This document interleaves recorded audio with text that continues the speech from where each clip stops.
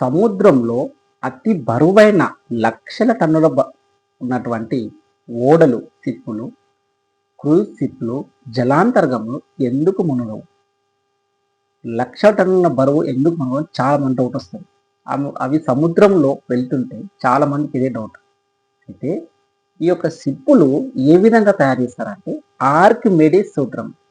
చాలా మంది ఇప్పుడున్న వాళ్ళందరూ హై స్కూల్‌లో చదువుకున్న సూత్రం.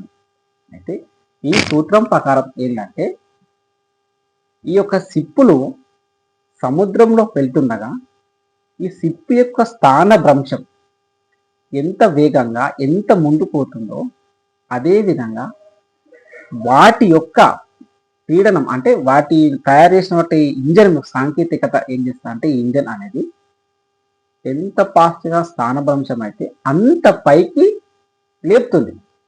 అంటే సాంద్రతను పైకి లేపుతుంది. ఊర్ధ్వ పీడనం పైకి లేపుతుంది.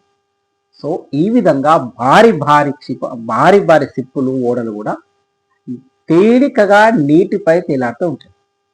అయితే ఈ యొక్క షిప్పులు తయారు చేసే విధానంలో ఏముంటుందంటే ఆర్కిమెడిస్ ప్రకారం ఘన ఇనుము అనేది వాడరు.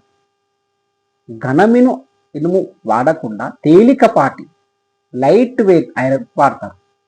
అయితే ఈ యొక్క తేలికపాటి ఇనుములో కూడా ఒక ఇనుము లోపల ఖాళీ ప్లేస్ వదులుతారు.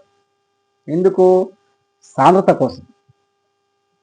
మరియు అయితే ఈ షిప్పులు తయారు చేసేటప్పుడు ఏమిస్తారంటే కంపార్ట్మెంట్లు ఉంటాయి కదా, అవి కూడా ఎక్కువ గాలి వచ్చేటట్టుగా వెలుతురు వచ్చేటట్టుగా ఆ విధంగా టెక్నాలజీతో తయారు చేస్తారు సాంకేతికత. అయితే ఏది ఏమైనప్పుడు కూడా నౌక యొక్క సాంద్రత అది నీటిపైన తేలియాడ విధానం ఏంటంటే నీటి యొక్క సాంద్రత కంటే తక్కువ ఉంటుంది, యావరేజ్గా తక్కువ ఉంటుంది.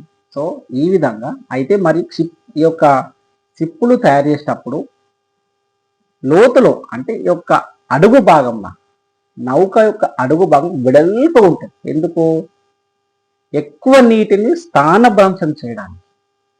ఎప్పుడైతే ఈ యొక్క వెడల్పు అడుగు భాగం ఉంటుందో ఎక్కువ నీటిని స్థానభ్రంశం చేస్తుందో ఈ యొక్క ఊర్ధ్వపీడనం ద్వారా అంతే వేగంతో లేదా సమాన వేగంతో పైకి లేపుతుంది. ఏది? దీని యొక్క సాంద్రత బరువును పైకి లేపే పరికరం ఒకటి ఉంటుంది.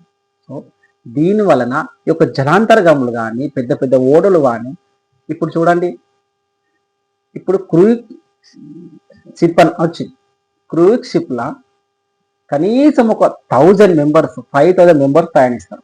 అంటే ఒక పెద్ద సిటీ అంటే ఇంచుమించుగా ఒక 2-3 కిలోమీటర్ వెడల్పు ఉన్నటువంటి షిప్పులు తయారు చేస్తారు. అవి ఎట్లా చేస్తారు? ఆర్కిమెడిస్ సూత్రం బట్టి తయారు చేస్తారు. సో ఈ యొక్క డౌట్ ఉన్నవారు కామెంట్ పెట్టండి. దీన్ని ఏ విధంగా ముందుకు వెళ్తుంది, ఏ విధంగా టెక్నాలజీ ఉందని కామెంట్ పెట్టండి.